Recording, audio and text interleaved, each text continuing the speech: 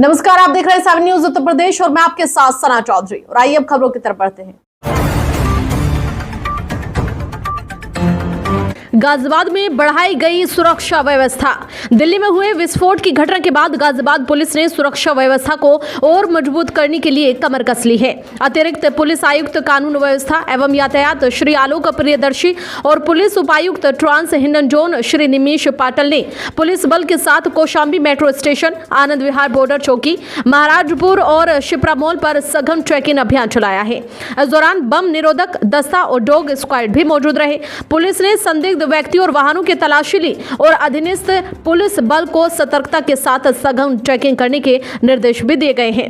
7 news के लिए संवाददाता प्रमोद चौधरी की ये खास रिपोर्ट देखिए। कुछ नहीं चाहिए हमें।